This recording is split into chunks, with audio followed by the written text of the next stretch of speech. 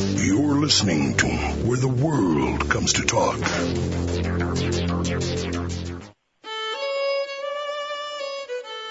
Welcome to Civil War Talk Radio. My name is Jerry Prokopowicz.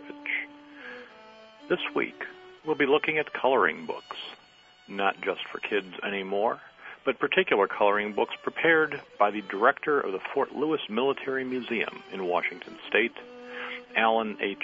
Archambault, creator of the Sketchbook of the Union Infantryman, Black Soldiers in the Civil War, and other works that portray the uniforms of the blue and gray in black and white. Join us for a discussion with Alan Archambault on Civil War Talk Radio.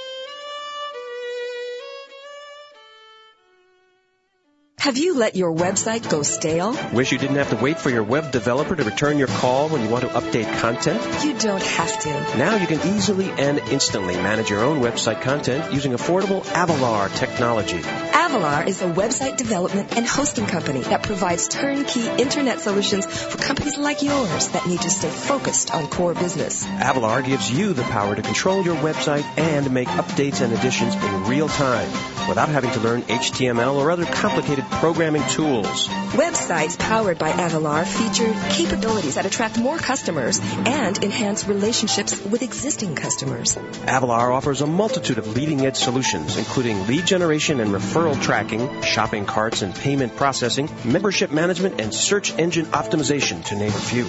Take advantage of the full power of the Internet using Avalar technology at www.avalar.com. That's AVALAR.com. World Talk Radio, bringing the world to you.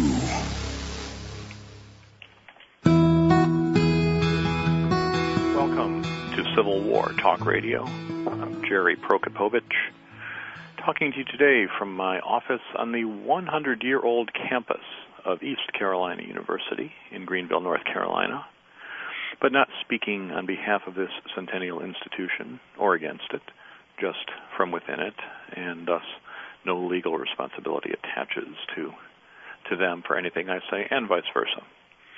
It is March 2007 as we record this today, and it is the week of the 100th anniversary of the founding of this school, once the East Carolina Teachers Training School, then East Carolina Teachers College, East Carolina College, East Carolina University, and soon East Carolina long-distance, Internet-only correspondence school, if the administrators have their way, because it's so much cheaper to use media like we're doing here today, the Internet, than to actually stand face-to-face with students and interact with them.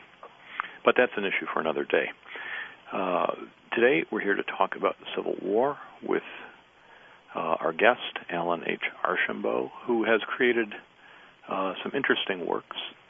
His day job, however, is as a military museum director, and we'll talk about all those things. Alan, are you there? Yes, I am, Jerry. Thanks for joining us today. Oh, my pleasure. Let's start out.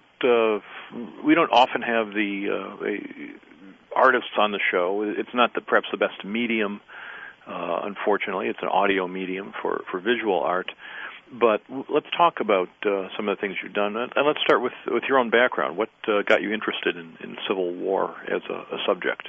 Well, I guess I might say, first of all, I'm a child of the centennial. I got interested around 1960-61 with all the materials that would be being put out in preparation and during the centennial. And I think as we corresponded, I had the blue and gray set from Mox and the Johnny Reb cannon and all the other trappings that went with being a little boy during the centennial. You mentioned to me in our correspondence, of course, the blue and gray play set by the Lewis Marx Company is something a lot of us have in our backgrounds if we're old enough to go back that far. I'm perhaps not quite as many years back, but close enough that I had one of those play sets and treasured it, and still do, in fact. But you mentioned the Johnny Reb cannon, which right. I have to admit predates me, but you directed me to YouTube where I watched the commercial for it. Oh, great. Spectacular. Did you have one of those? Yes, I did. I did. I actually shot out the back door of my mother's kitchen with it by mistake. It had a misfire, so to speak. It had a big spring that propelled a plastic cannonball with quite a bit of force. And I had a misfire, and it went. And I always remember that, and that was quite an event in my life. She wasn't real happy with me. But I had it for many, many years, and in fact, when I went off to serve in the Army, my father found it in the barn, and he put it on our front lawn. And for many years, it sat out on the front lawn as sort of a lawn ornament. Well, it's a big can. It's like 2 feet long. It's a big can. Yeah, it was good size, yeah, and it was made of a very sturdy plastic, which actually held up very well being outside for, I guess I'd say, a number of years. Well, for obvious safety reasons, they don't make high-velocity projectile-firing toys for kids anymore. No, that's true. It's kind of too bad. A friend had sent me that, and it's listed as one of the worst toys ever because it could hurt your, and it mentioned you could hurt your baby brother with it. And as my friend said, hey, that was the whole idea. Oh, exactly. It's a selling point for many people. If baby brother, baby sister, you can hit them in the head with a plastic cannonball. What could be better? Great. Yeah, it's great. But yeah, I enjoyed that commercial. I remember it as a child, that commercial. And again, I think the centennial for many of us and many of my colleagues, even in the museum profession, who are Civil War devotees, really, we have that. We joke and we have those commonalities in our childhood. Yeah, one of these weeks, I will have to talk to. We frequently have younger authors on, and I'll have to ask. I always ask people what got them interested, but the toy aspect, the play aspect, seems to have been lost after the mid 1960s. Probably so. Although I think the Marx did put the sets out for a number of years.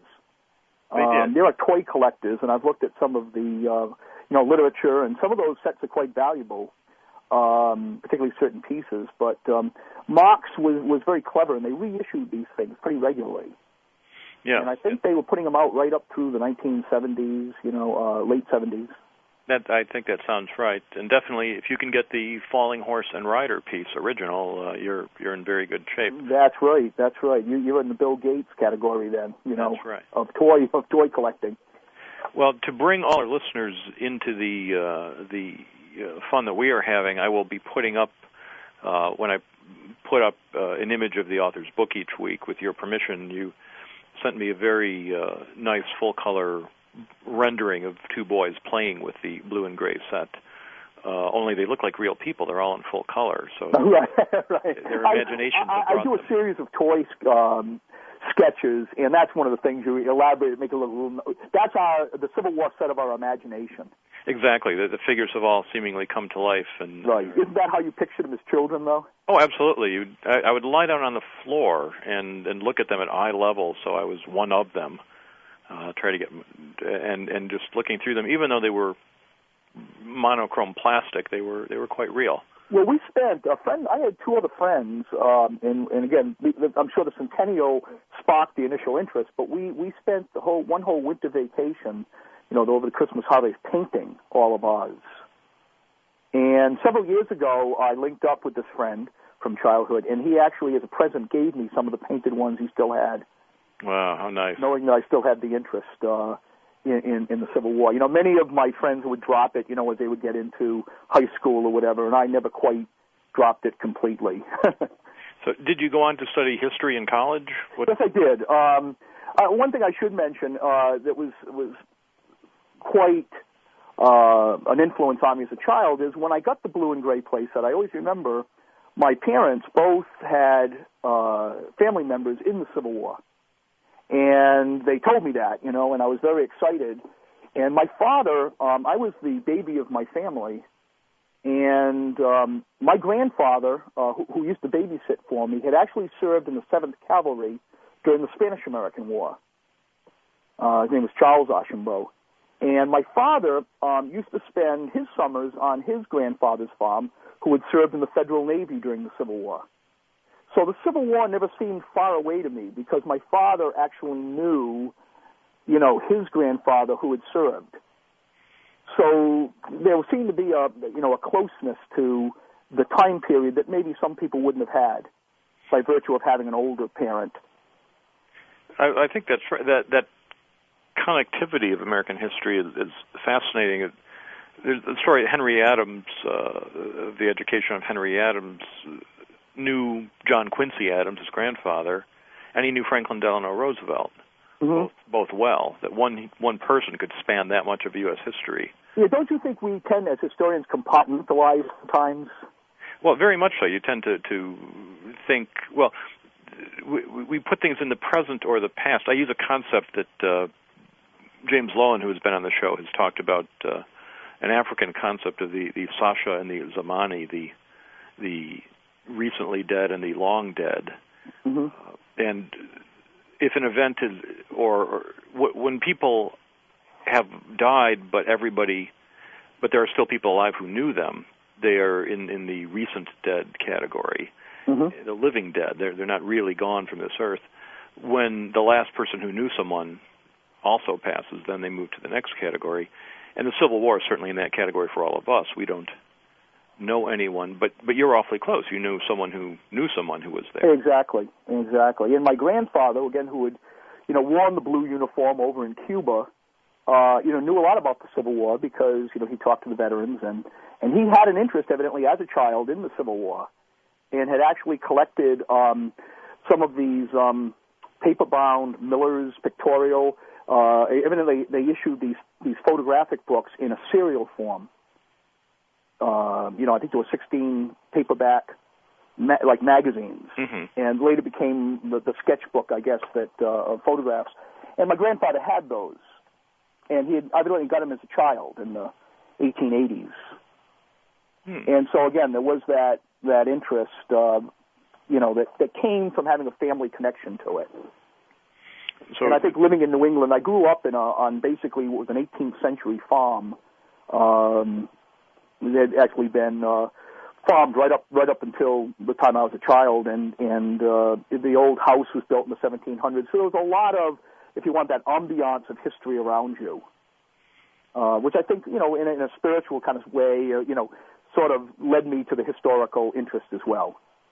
Where in New England did you grow up? I grew up in Rhode Island. Actually, just of interest to your listeners, is my village I lived in was Patuxent, and right down the street was the Elisha Hunt Rhodes house. And from the Second Rhode Island, the one all for the Union. Yes, the collection of letters or journals.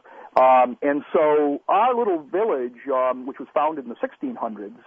Had a lot of Civil War history, and a lot of old-timers that, again, the Civil War was not that far away. No, and I recall my friends, I think a lot of us picked up on that, again, with our childhood interest, but yet it was tempered by interaction with folks that had a more mature view of things, but it still sparked our interest. That's living in a place like that, I think, is very interesting. I received a nice message from a listener this week asking about Civil War events in Oregon, Washington State. And I know you're... Yes, there's quite a bit out here, actually. I came out here, it's hard for me to believe now, but in 1987. I had been previously the director of the Fort George G. Meade Museum, U.S. Army Museum on Fort Meade, Maryland. And I really loved it because it was in Civil War country, of course.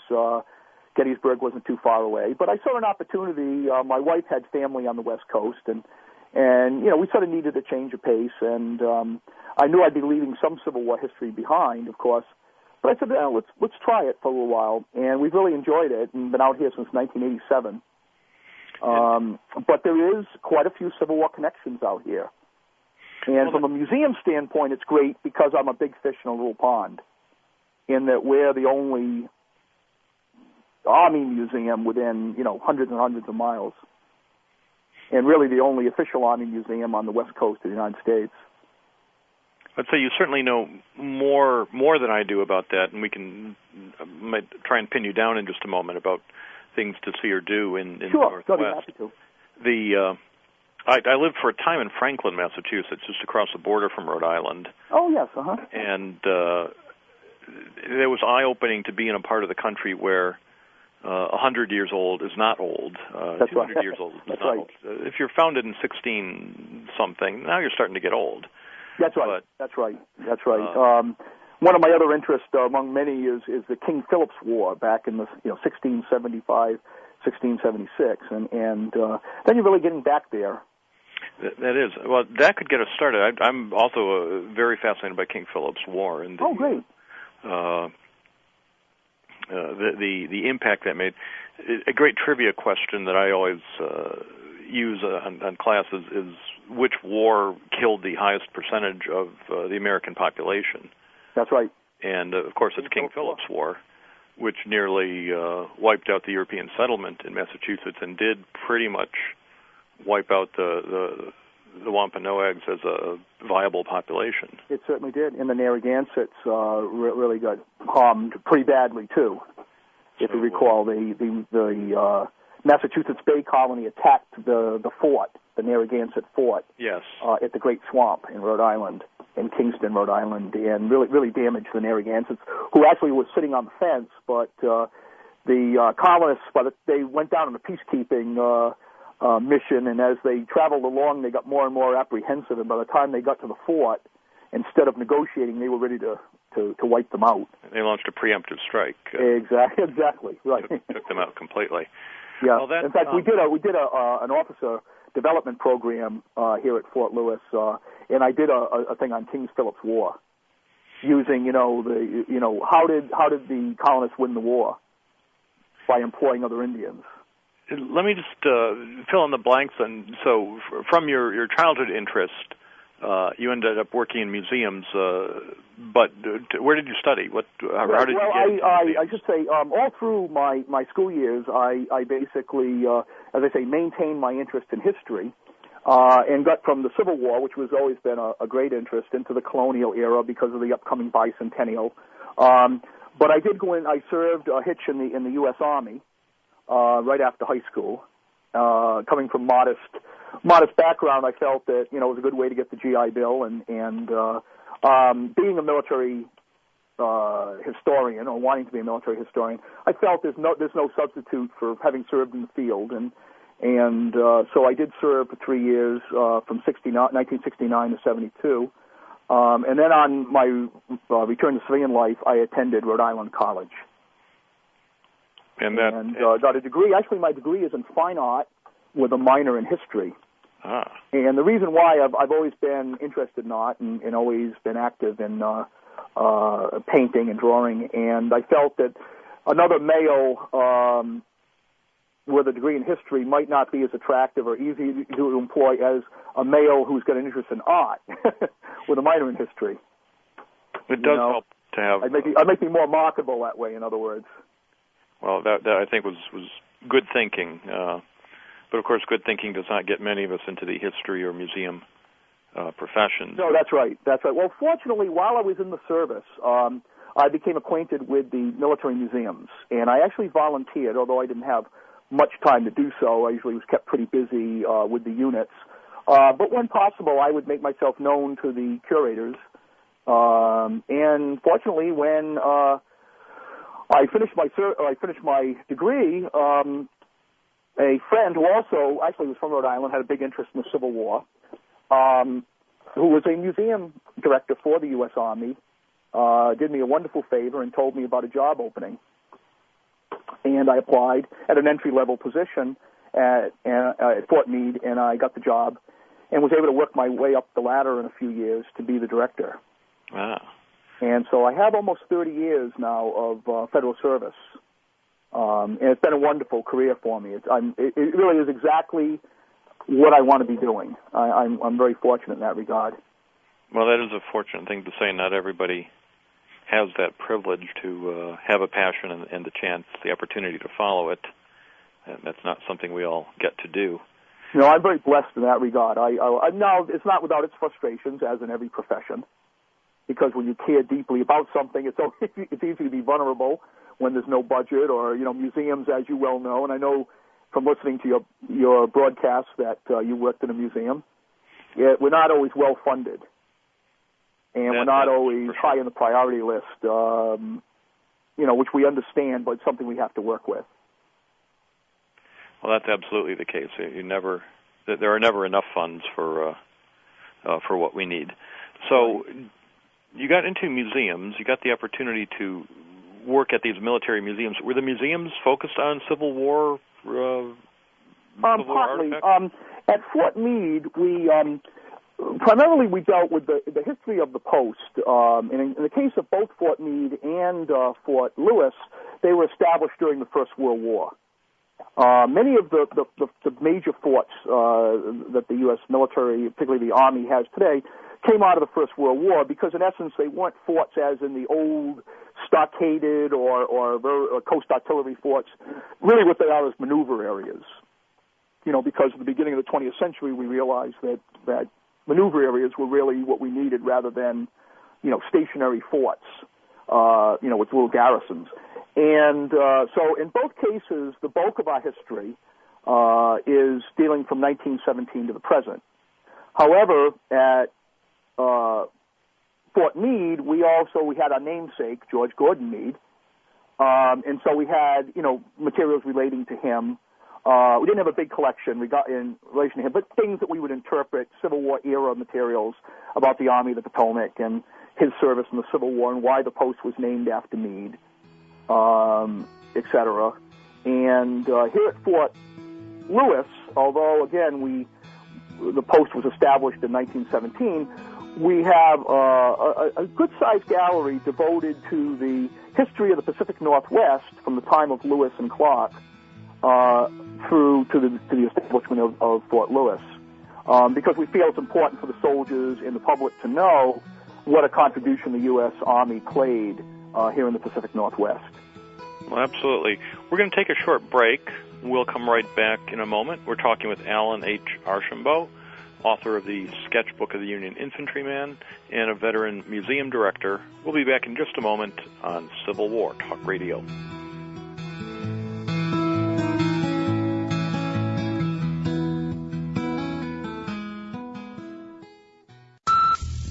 World Talk Radio.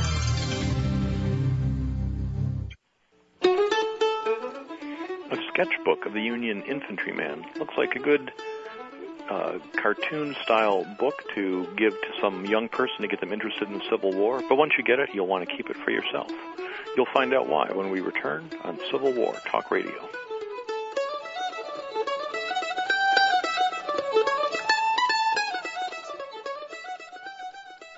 You got a small business? Well, then you know how tough it can be. Marketing, finding new customers, and especially just staying focused on the day-to-day details of running your business.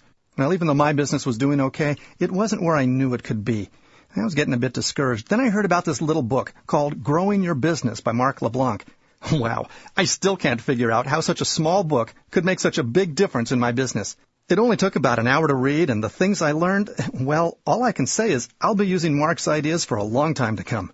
Why? Because they work. I learned how to really focus on what I need to do to attract more customers and how to be more successful by creating a plan for generating more business. I guess that's why Mark named his website smallbusinesssuccess.com.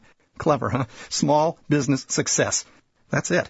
If you want to be more successful with your business, and who doesn't, you should check out Mark LeBlanc's website at smallbusinesssuccess.com. You'll find Mark's books and lots of other resources for growing your business. smallbusinesssuccess.com. World Talk Radio, bringing the world to you.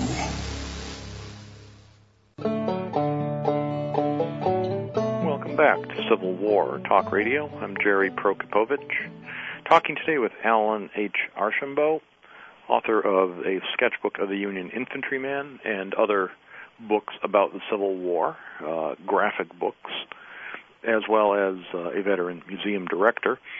We talked a little bit, Alan, in our first segment about some of the museums where you've been, where you've worked over the years, developed your interest in history and the Civil War. I want to talk about some of these publications of yours, and in particular this book called the Sketchbook of the Union Infantryman. It looks, from the cover, it looks like a coloring book, basically. You open it and you see it's all black and white with a lot of drawings, but it's actually much more than that. It's really quite a detailed sketchbook, literally, of all kinds of details of the equipment and uniform and even tactics of the soldiers of the Civil War. Can you talk about this book a little bit? Yes.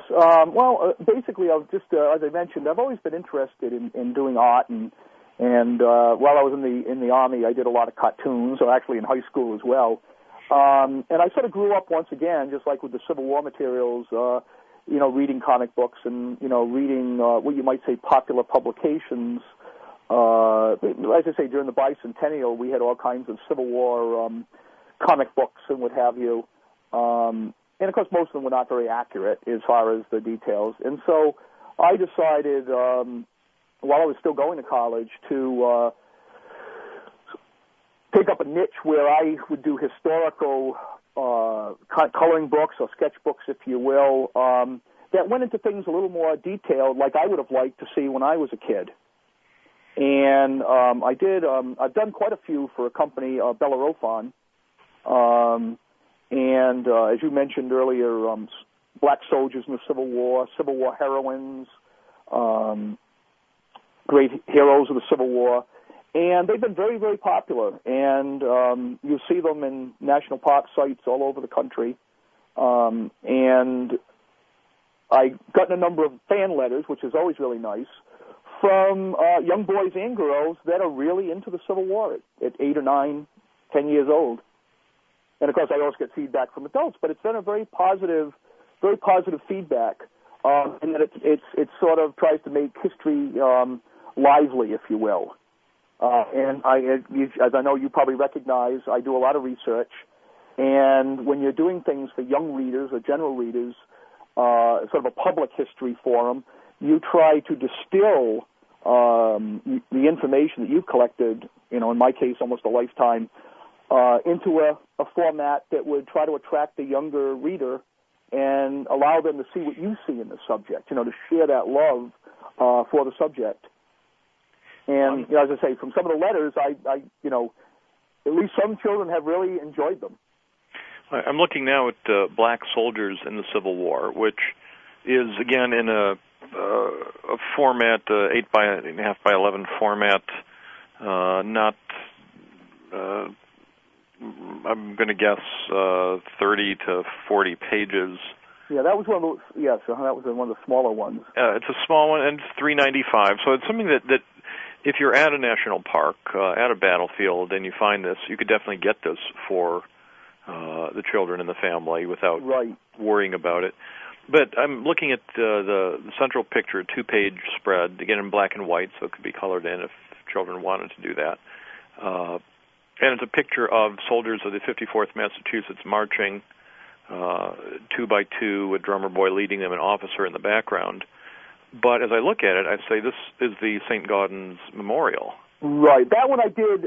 Usually I try to be a little more creative, but that memorial is so beautiful, and that I wanted to use that as a centerpiece, and it's adapted from the memorial. But what I like about it is it doesn't say that that's what it is. Right. And to a child, it's just a very dramatic picture. These figures are moving dynamically. They're leaning forward. You see them moving, even though it's a static picture.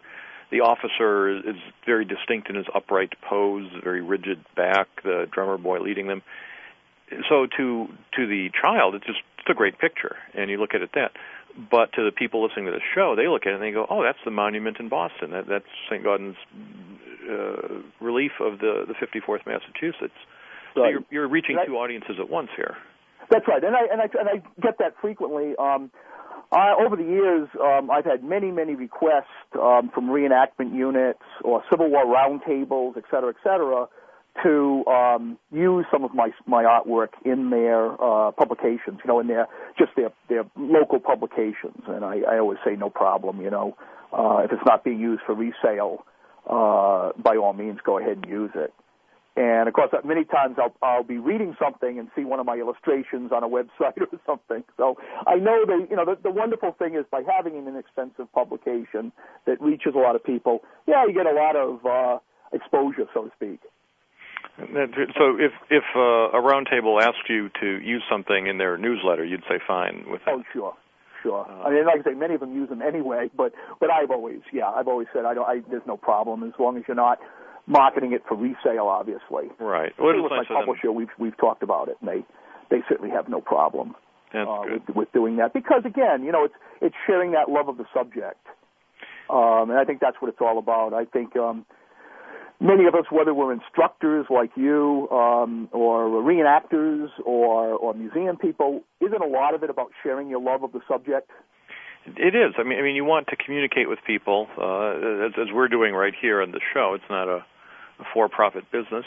Oh, it's never too late to remind people they're welcome to donate to the Civil War Talk Radio Book Fund. But it is the sharing. I would say there are limits. I don't know if you've ever had the experience of being invited to give a talk at a round table and driving 3 or 4 hours to talk to 5 or 6 people and thinking, next time I'm going to have to check this out more carefully. Oh, yes. That does happen. Yeah, and with the museums, I've had that happen a lot. A lot of little historical societies will invite me. And I used to go to everyone, when you first get into the business. Oh, absolutely. You can't believe someone wants to hear your opinion. Exactly. Yes. You're thrilled, but you're right. I mean, you do get a little wizened after a while and say, hey, it's going to be something that's worth my time. Right. Because time becomes premium when you have a family, particularly, and other responsibilities. And that is what it's all about. It's not that anyone's trying to get rich off doing this, but if a round table that's 4 hours away asks someone to speak, they need to at least put in the gas money or something so that you can make it worth the time you're taking away from family and work. Exactly. And it's funny, when my children were small, and they're both, almost adults now, what sort of gave me validity is when they went to a classroom and one of the teachers had one of my books. Oh. Which happened, I think, to both of my daughters. That gave me some validity. Dad, she had your book, And of course, they had to tell the teacher that was their book and her father's book and what have you. But that always makes you feel good. Oh, that is a great thing. It does get your passion sort of out in front of people who may not be exposed to it otherwise. And by having a popular publication as opposed to a collector's or a limited edition, so to speak, you reach more people. Well, you do, and my own experience when I traveled to museums, at least, as a former practicing museum professional, is almost the first thing I want to see is the store in the museum. Oh, yes. Rather than the exhibits, because I'm pretty sure I know how the exhibits are done, and I'm not usually going to be overwhelmed or surprised by some new technique or technology, and or even an artifact I'm not that I haven't seen similar ones of before. But I am curious to see what I can take home. That's right. And I also, you can tell a lot about a museum from its gift store. You really can. It's how much of it. The philosophy in the museum I worked at was that the gift store is another exhibit. It's part of. That's right. It's a reflection of the museum. Mm-hmm. Exactly. And we're wonderful. At Fort Lewis, we have a wonderful group of volunteers that run our gift store, and most of them are retired military people, for the most part, or spouses. And many of them share the interest in the Civil War, in American military history. And we have a nice little gift store to include a number of publications, rather than just the typical, Fort Lewis keychains and magnets and things of that nature, which we certainly sell as well. Mm-hmm. But we have people come specifically to visit our gift store. Well, that's good, and the publications make a difference. I want to get back to the sketchbook of the Union Infantrymen, which is the most substantial of the books that I'm looking at here. This is a $10 publication, and it looks like it's more like 80, about 80 pages. It's not quite aimed at kids in the same way, or maybe it's the enthusiast kid that we all once were. Right, exactly, and that's what happened. I decided, because of some of these letters I was getting, and one of the wonderful ones I received, the boy said, my mother said, I did a book called Billy Yank, and I did Johnny Reb as well, and one of the children said, I wish it was longer, I keep it by my bed, and my mother calls it my Bible. And, well, you should, Johnny, but I mean, it was an odd, but I said, evidently there are kids out there, judging from a few letters that I received, that really would like something a little more substantial. And Thomas Publications, it's based in Gettysburg, did have a series of popular publications, so I approached them to do that particular publication. And it's been pretty popular. I would say that probably some of the less expensive ones have done better, just by the nature of the thing. But I'm proudest of the Union Infantryman book because it does get into things in a little more depth. When I looked at it, what it reminded me of was a book by Jack Coggins called Arms and Equipment of the Civil War. One of my favorite books, as you can imagine. I can, imagine. Was that an influence on you? Oh, yes, very much so. Yeah, I used to take it out of the school library because I didn't know where to buy one at the time, and I finally bought a reprint, as an adult. In fact, he just passed away several years ago, into his 90s. They have a website devoted to him, actually. But, yeah, it was a wonderful book because it graphically spelled out, how the soldiers lived, the kind of weapons they used, the tents they used, et cetera, et cetera. And I really loved that book because it was what you might say get into the material culture rather than just the Battle of Gettysburg was fought on, July 1st through 3rd. This got into what it was like to be a soldier a little bit, or what it was like to live during that period. And I think a lot of young people, they enjoy that. Oh, I think people in general do. How did these people live, and what did they use? And that really was a very, very much an influence on me. Well, I think it shows. I remember that book as well. I did the same thing. I used to borrow it from the library all the time, and finally, as an adult, found a reprint of it. And I think it's available now in a reprinted edition if folks are interested. Yes, it is. Mm-hmm. You cannot go wrong with that book. It's very evocative.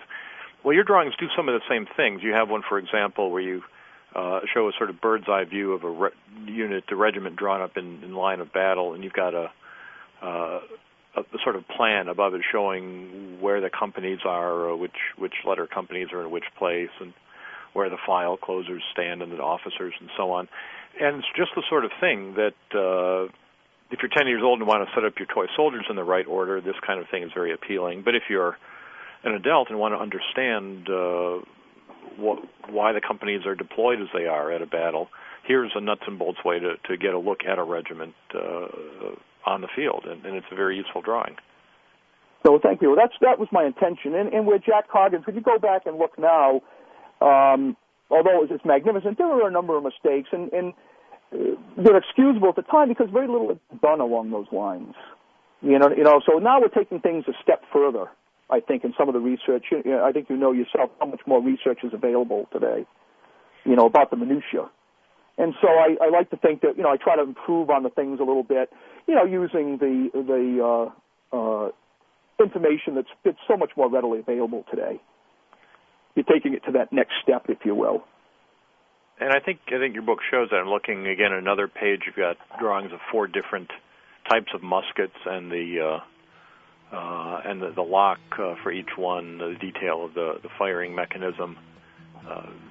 So there is a level of detail here that does reflect information that wasn't necessarily widely available. Right, and I think you'll find that, in all sources of material culture today, among the reenactors or whatever. Before it used to be, if you have a blue shirt, and the kepi looks sort of right, you're okay. And now, of course, they're into counting the stitches and everything. Well, which isn't necessarily always necessary, but it becomes, if you're going to do it, you might as well do it right. This is a good place for us to take another break here. I'm going to step in. We'll take a short break, and reenactment is a subject worth talking about, and you've written a little bit on that. So we'll come back in just a moment with our guest, Alan Archambault, and talk about Civil War reenacting on Civil War Talk Radio.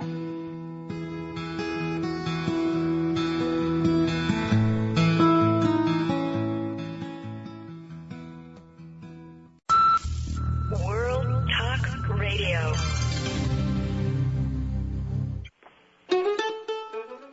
Is there anything funny about Civil War reenacting? Or is there anything not funny about Civil War reenacting? We'll find out from our guest, Alan Archambault, when we return on Civil War Talk Radio.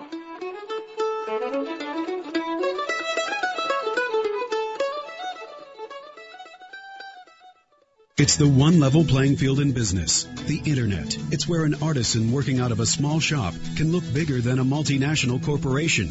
But to achieve this level of visibility, your company's website needs a developer who knows the net and how to make it work. Your company needs Appsio. Appsio's success comes from producing websites that reflect the attitudes and uniqueness of their respective organizations. Make a great first impression on the web. Choose Appsio, APSYO. For more info, visit www.appsio.com. You're listening to World Talk Radio, where the world comes to talk.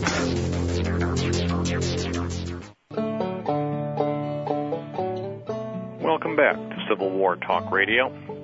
I'm Jerry Prokopowicz, talking today with Alan Archambault, author of The Sketchbook of the Union Infantryman and other publications.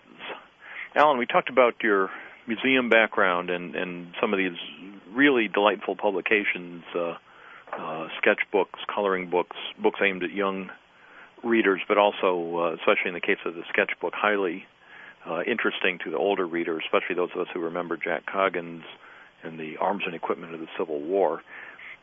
I'm looking now at a book that strikes me as aimed at an extraordinarily narrow market.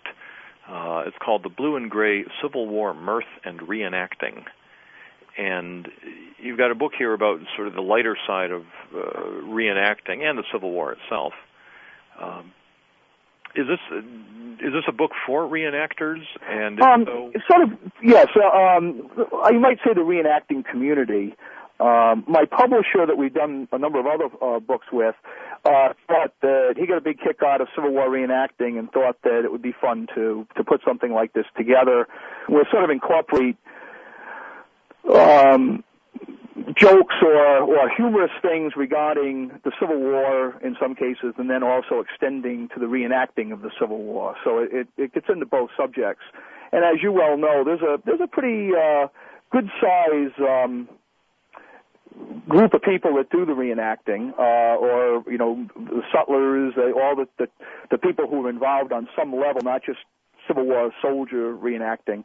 And we thought we'd try it, and again, the response seems to have been pretty good, particularly at some of the historical sites and people that travel to the different reenactments that sell books and things like that, because I think the reenactors can see a lot of the humorous aspects of what they do, that are reflected in the book. And I mean, it is actually pretty funny. You've got, I guess you'd call them comics. We see two ridiculous-looking tourists in modern tourist gear looking at two reenactors and saying, look how weird they looked in the old days. Right. And right. It's all relative, obviously. Yeah, I think even though I don't think you're a reenactor, you can see, I think you see some of the aspects of reenacting that can be parodied. Well, there are, and I guess it's, as I said, it seems like a niche market. First you're narrowing it to reenactors, and then reenactors who can laugh at themselves. Right, so it gets right. smaller. But I think most can. I was involved in reenacting in my high school days and a little bit later. And I've always enjoyed, because I'm into the material culture, much of the research that's being done today is done by people either for the reenacting market or for, their reenactors themselves. And I found that most of them are pretty humorous, pretty lighthearted people, by and large. They take their reenacting seriously, but I think they can also look at it. And the Civil War soldiers themselves, obviously by and large, a good group of guys you could joke with when you read the old publications. And I try to capture a little bit of that in the book, some of the Civil War humor itself. Well, I like the, and I think it does well. One that I particularly like looking at here shows a group of, looks like 5 or 6 Union reenactors standing around the flag, and over across the stone wall we see perhaps 10,000 Confederate reenactors. Every other one has a flag. They're all screaming the rebel yell, and the Union folks are noting, we're outnumbered about 20 to 1, and one younger one says, didn't we outnumber them at the real battle? Right. Well, I understand that's a big problem in the Deep South when they do reenactments. Everybody wants it's a problem in the North, believe me. When I lived in Indiana, we often worked with local reenactment units at our museum. But whenever there was an open event, they had to draw straws to get somebody to dress up as a Union unit. Exactly.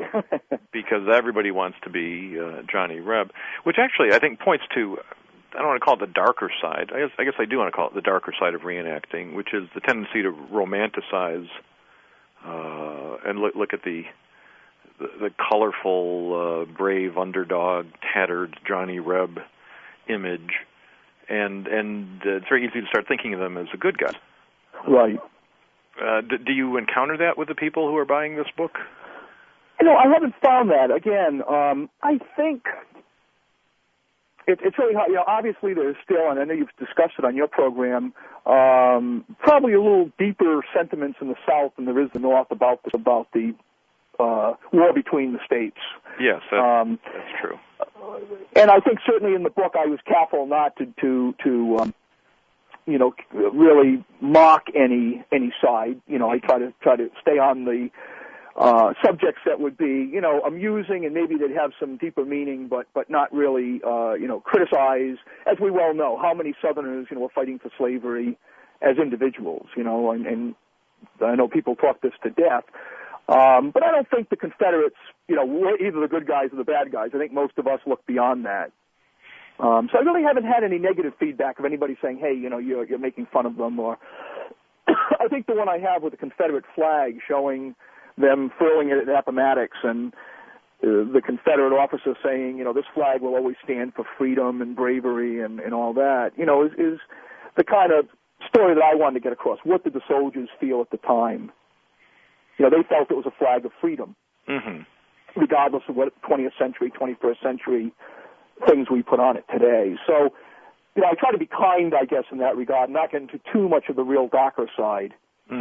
Not being the forum for it, I think. Yeah, there are certainly appropriate places to discuss issues and other places where that doesn't always work so well. I think today, so much, we're so politically correct in some ways that without a deeper meaning to it. I think certainly we can get into any conflict in history, and it's very difficult to break it down by good guys and bad guys.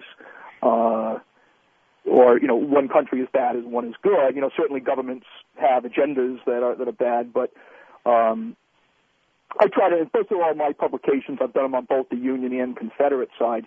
I try to be respectful of the individual soldiers that gave so much. They're not the ones that started the wars. They're the poor guy, the rich man's war and the poor man's fight. Mm-hmm. And that makes sense that the individual get caught up in it. Exactly. I wanted to ask you something I mentioned earlier about Civil War sites in the far West. As you correctly point out, people in the South tend to be more aware of and perhaps emotionally engaged with the Civil War than people in the North, who in turn are much more aware and engaged with it than people in the far West, where the sites are few and far between. If somebody lives in the Pacific Northwest and wants to see something dealing with the Civil War, is there any place they can go?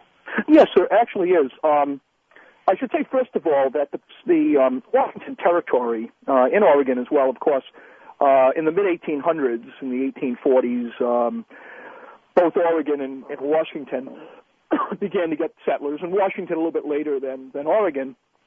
But they also had army garrisons out here. And there were some Indian conflicts. And not only that, but there was problems with the British, who had designs on this region, and there was a Hudson's Bay series of Hudson's Bay forts. And the U.S. Army came out here in some strength, and right here in the Washington Territory, Grant served as a captain, Sheridan, E. Porter Alexander, George Pickett, Colonel Silas Casey, later General Casey, McClellan. We had any number of people serving out here prior to the Civil War. And so there's a lot of connections to these people in the names of places. Again, much of the early history has to do with these Army soldiers that came out here. And so the pre-Civil War period particularly has a lot of Civil War connections because of people serving out here. And in fact, when the Civil War began, George Pickett was stationed up in the San Juan Islands to the north of Washington Territory. Excuse me. And he actually resigned his commission in July of 1861 and made his way back east. So there's a lot of connections to Civil War personalities. There's also a series of forts that, some of which still exist, or portions still exist, where these people served. And in the Puget Sound region, near Tacoma and about 50 miles from Seattle, is Fort Steilacoom. And that was the headquarters for the Army in the Puget Sound region from 1849 to 1868. And again, George Pickett was there. Silas Casey was the commander. There's several great diaries and journals that have survived that talk about the personalities of these people. In fact, George Pickett married an Indian woman while he was stationed out here, and they had a little boy named Timothy Pickett. And unfortunately, his wife died shortly after childbirth, and this little boy was continued to be supported by Pickett until he died. Is there anything left of that fort? Yes, there are 4 of the officers' quarters left, and it actually is the center for the local reenactment groups. We actually have several hundred reenactors here in the Washington area who not only portray the soldiers that served out here in the Northwest, but also portray, Civil War, have Confederates and everything. Another thing I should mention is after the Civil War, both Union and Confederate veterans came out here in great numbers, particularly in the Tacoma, Washington area. This was the terminus of the railroad line heading west to the Northwest, and many, many Union veterans particularly settled in the Tacoma area, and there were more of the Confederates for some reason up in Seattle. And there's actually GAR cemeteries as well as Confederate cemeteries out here in the Seattle-Tacoma area. So they brought their culture or their political. They certainly did, and in fact, when World War I, or actually before World War I, the GAR was extremely active in trying to get the U.S. Army to establish a permanent post here in the Puget Sound region in the early 1900s, and actually the land that Fort Lewis is on, we're now 86,000 square acres. We're the second largest Army installation in the United States. 70,000 acres, the nucleus of the post, were given to the U.S. Army free of charge by the citizens of Pierce County, where we're located, and the nucleus of the people who wanted to support it were primarily Union veterans or Civil War veterans who still had that interest in the military. In fact, one of the mayors of Tacoma, Sprague, was actually a Medal of Honor recipient for the Civil War. So there is still a living memory or some kind of connection to that part of from that part of the country. Yeah, very much so. In its own little way, you'd be surprised. I believe the West Coast, and it might have been California, Oregon, and Washington, had one of the largest numbers of GAR posts. And I think what it was, these people came west, and it was a way to sort of rekindle relationships or to have, you're coming into a new area. Well, how do you sort of form friendships and associations? And so, again, surprisingly, this was a very, very active area for Civil War veterans.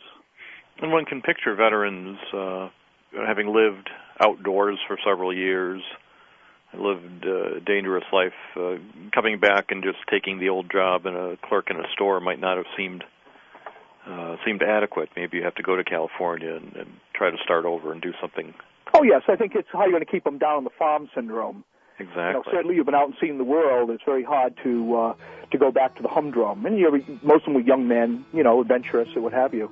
So as an end result, there's actually a lot of connections when you start researching the local towns around here, how many of them were formed by Civil War veterans, and we have Civil War monuments, and in fact, the cemetery in Tacoma, I went and sort of cataloged the graves once. There were several hundred, I forget now exactly, and they were from some great regiments, 1st Minnesota, a couple of U.S. colored troops, a lot of New England and Midwestern units of soldiers that had come out here after the war.